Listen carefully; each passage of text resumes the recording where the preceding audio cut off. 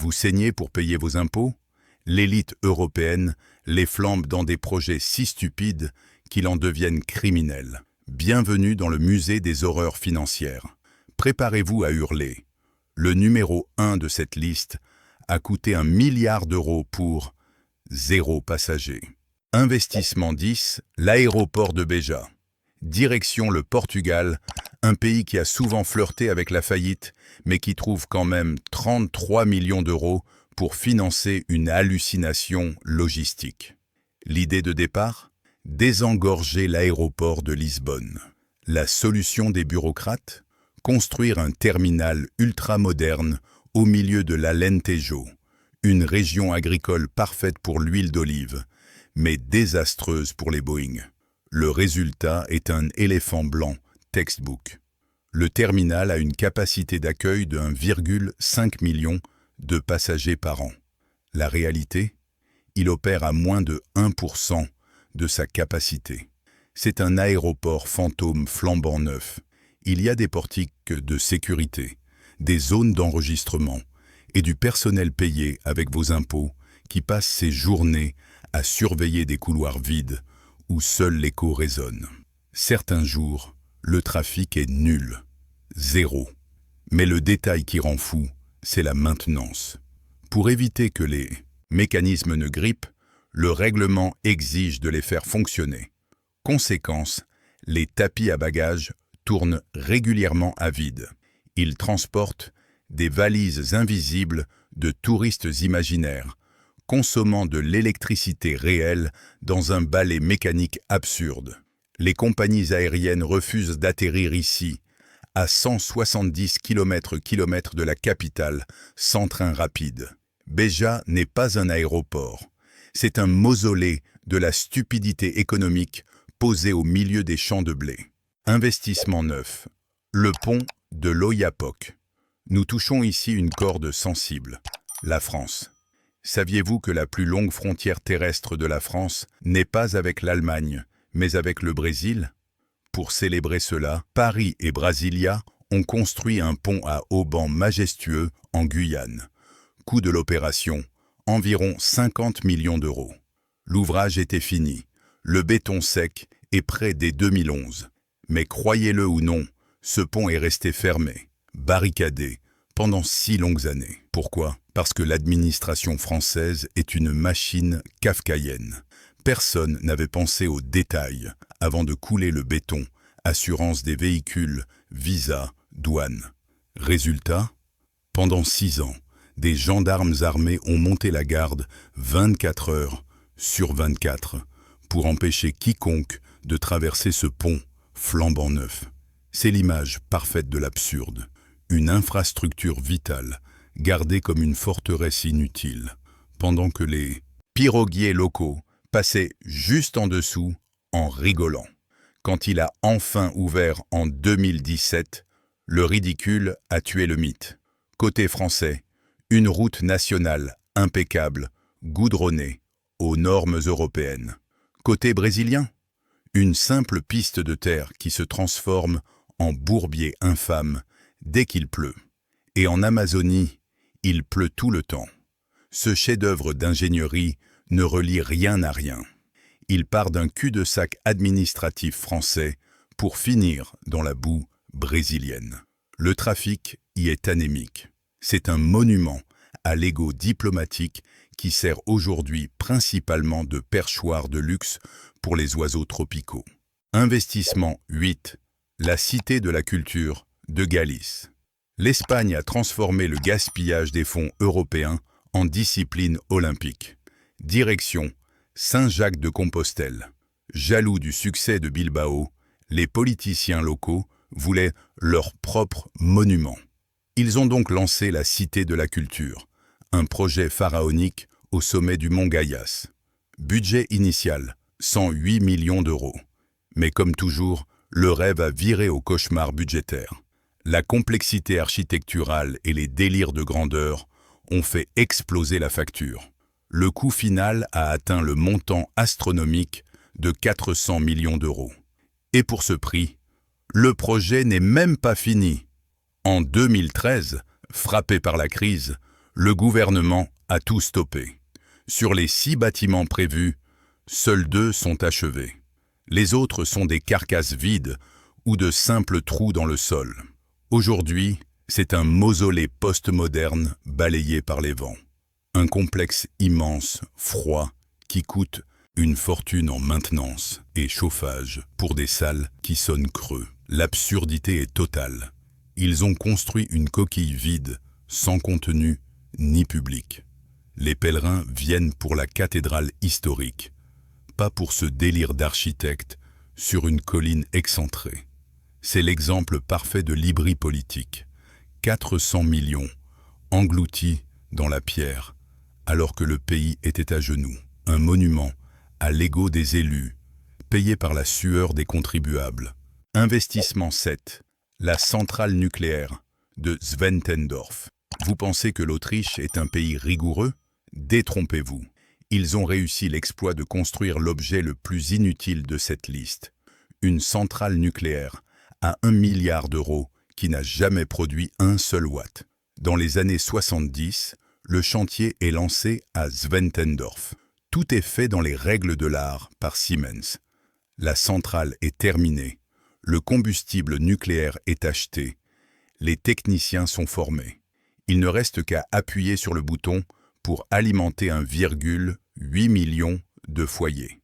Mais le chancelier, dans un élan d'arrogance, décide d'organiser un référendum après avoir dépensé l'argent. Il pense que personne ne votera pour jeter 1 milliard par la fenêtre. Erreur fatale.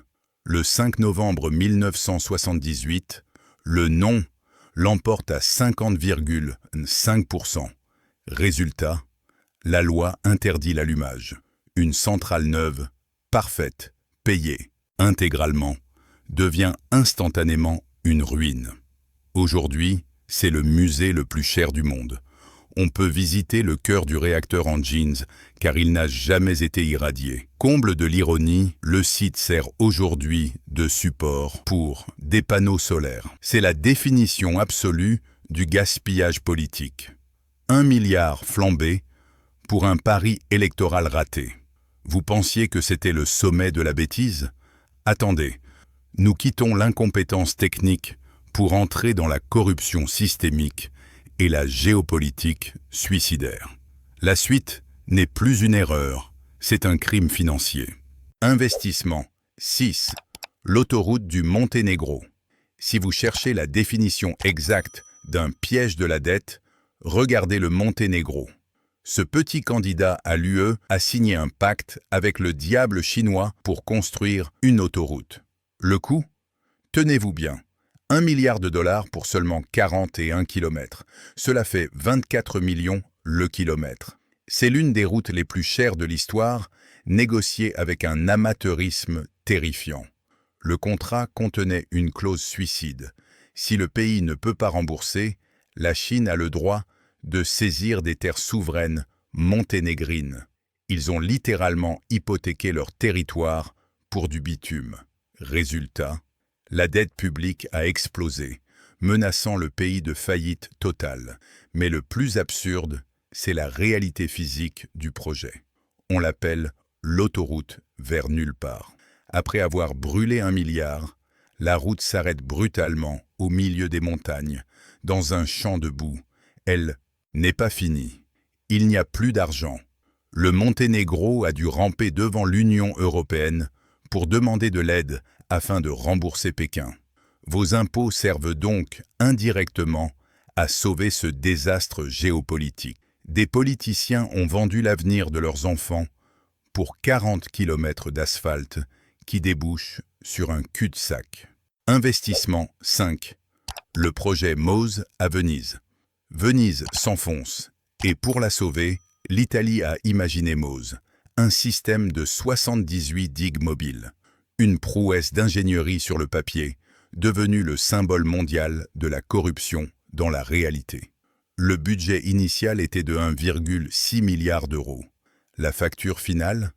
Elle a explosé à 6,2 milliards. Où est passée la différence? Dans la poche des politiques. En 2014, le scandale éclate. Le maire de Venise et 35 complices sont arrêtés. Ce projet n'était pas une digue, c'était un distributeur automatique de billets pour la mafia locale et les élus corrompus. Mais le vol n'est rien à côté de l'incompétence technique. Le chantier a pris des décennies de retard. Conséquences hilarantes et tragiques. Lors des premiers tests, certaines digues ne sont pas remontées. Pourquoi? Parce qu'elles avaient rouillé sous l'eau avant même de servir. Les charnières étaient grippées par la corrosion et les sédiments. On a dépensé des milliards pour de la ferraille bloquée au fond de la lagune. Aujourd'hui, le système fonctionne péniblement, mais coûte 100 millions d'euros par an en maintenance, car les matériaux choisis supportent mal l'eau salée. C'est un paradoxe cruel. Pour sauver Venise de la noyade, ils ont construit un monstre financier qui noie le contribuable italien. 6 milliards gâchés par la cupidité, là où la moitié aurait suffi. Investissement 4, l'aéroport de Castellón. Retour en Espagne pour une comédie burlesque signée Carlos Fabra, un baron local qui voulait son jouet à 150 millions d'euros. Il l'inaugure en 2011, juste avant les élections. Mais les journalistes notent un détail gênant. Il n'y a pas d'avion. L'aéroport n'a même pas les permis de vol. La réponse de Fabra est légendaire de cynisme. C'est un aéroport pour les gens, pour qu'ils se promènent sur les pistes. Une balade à 150 millions, payée par le contribuable. Pendant 4 ans, le silence règne. Les seuls occupants sont des lapins qui envahissent le tarmac, obligeant la direction à payer des fauconniers pour sécuriser une piste sans trafic. Mais le sommet du narcissisme trône à l'entrée.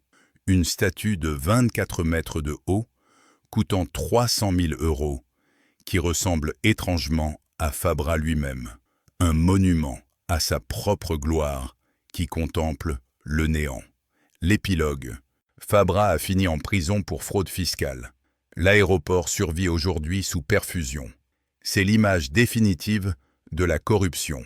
L'orgueil d'un homme payé par la ruine de tous. Investissement 3. Le réacteur EPR de Flamanville. La médaille de bronze revient à la France, avec ce qui restera dans l'histoire comme la plus grande débâcle industrielle du XXIe siècle. L'EPR de Flamanville. L'idée était de prouver au monde entier la supériorité de l'ingénierie nucléaire française. Le plan? Construire le réacteur le plus puissant et le plus sûr du monde pour un budget maîtrisé de 3,3 milliards d'euros, avec une mise en service prévue en 2012. La réalité est un cauchemar éveillé. Nous sommes en retard de plus de 12 ans. Le budget? Il a été pulvérisé, atomisé. La Cour des comptes estime désormais le coût total à plus de 19,1 milliards d'euros. Vous avez bien lu. Le coût a été multiplié par 6. C'est comme si vous alliez acheter une baguette affichée à 1 € et que le boulanger vous la facturait 600 € une fois arrivé à la caisse. Et qui paie la différence? C'est EDF. Et qui rend flou EDF? C'est vous, sur vos factures d'électricité et via vos impôts. L'absurdité technique de ce chantier dépasse l'entendement. C'est une succession de gags tragicomiques. Ils ont construit le couvercle de la cuve du réacteur avant de se rendre compte que l'acier présentait des anomalies de composition. Trop tard, il était déjà installé. Ils ont dû refaire des soudures réputées inaccessibles parce que les robots soudeurs ne passaient pas. Ils ont coulé du béton, puis ont dû le casser au marteau-piqueur parce que l'armature métallique n'était pas conforme. Flamanville n'est pas une centrale, c'est un gouffre sans fond qui a englouti la crédibilité de la filière nucléaire française. Investissement 2, l'aéroport Beur de Berlin. La médaille d'argent détruit un mythe tenace, l'efficacité allemande. On nous vend la Deutsche Qualität, mais cet aéroport prouve que la bêtise n'a pas de passeport. Prévu pour ouvrir en 2011 avec un budget de 2,8 milliards, le BER a finalement ouvert en 2020 pour la modique somme de 7,3 milliards d'euros. 9 ans de retard et une facture triplée. Pourquoi? Parce que c'était un cirque technique. L'architecte avait conçu un système anti-incendie qui aspirait la fumée, vers le bas, sous le plancher, directement sur les câbles électriques. En cas de feu, l'aéroport se serait transformé en four géant. Mais l'anecdote la plus humiliante concerne l'éclairage. Pendant 6 ans, les lumières du terminal principal sont restées allumées 24 heures sur 24 à pleine puissance. Le système informatique était si mal codé que personne ne savait comment les éteindre sans verrouiller tout le système de sécurité. Imaginez la facture d'électricité d'un aéroport vide, éclairé comme un sapin de Noël pendant des années, payé avec votre argent. Ajoutez à cela des escalators commandés trop courts pour atteindre l'étage. Oui, vraiment. Et 4000 portes dont la numérotation était fausse. Berlin a réussi l'exploit de construire l'aéroport le plus moderne et le plus dysfonctionnel du monde. Une humiliation nationale qui a coûté une fortune aux contribuables allemands. Investissement 1. L'aéroport de Ciudad Real. Nous y voilà. Le roi des éléphants blancs. Le champion incontesté de la stupidité européenne. Situé au milieu d'une plaine déserte à 200 km de Madrid, ce projet a coûté la bagatelle de 1,1 milliard d'euros. L'ambition était délirante. Un aéroport international privé avec une piste de 4 km capable d'accueillir l'Airbus A380. Ils espéraient 2,5 millions de passagers par an, rêvant d'un TGV fantôme vers Madrid. La réalité? Ouvert en 2008, fermé en 2012. Surnommé ironiquement l'aéroport Don Quichotte, il s'est battu contre des moulins à vent économiques et a perdu. L'humiliation suprême est arrivée lors de la liquidation judiciaire. Une entreprise chinoise a proposé 10 000 € pour le racheter. Oui, 10 000 €. Le prix d'une petite voiture d'occasion pour une infrastructure qui a coûté plus d'1 milliard. L'offre a été rejetée comme insultante, mais elle résume parfaitement la valeur réelle du projet. Aujourd'hui, cet aéroport ne sert qu'à une chose. C'est un cimetière d'avions. C'est le parking le plus cher de l'histoire de l'humanité. Les compagnies y envoient leurs vieux appareils pourrir au soleil. Le milliard d'euros a servi à construire un désert de béton où le vent siffle entre les carcasses métalliques et un terminal vide. C'est le monument ultime à la folie des grandeurs. 1 milliard, brûlé pour 0 passager. Voilà où part votre argent. Des ponts vers nulle part, des centrales qui ne s'allument pas et des aéroports pour fantômes. Cela vous révolte? Vous avez raison. Si vous voulez continuer à décrypter les mensonges économiques et comprendre comment l'élite joue avec votre avenir, il n'y a qu'une seule chose à faire. Abonnez-vous maintenant et activez la cloche. On se retrouve très vite pour remuer le couteau dans la plaie.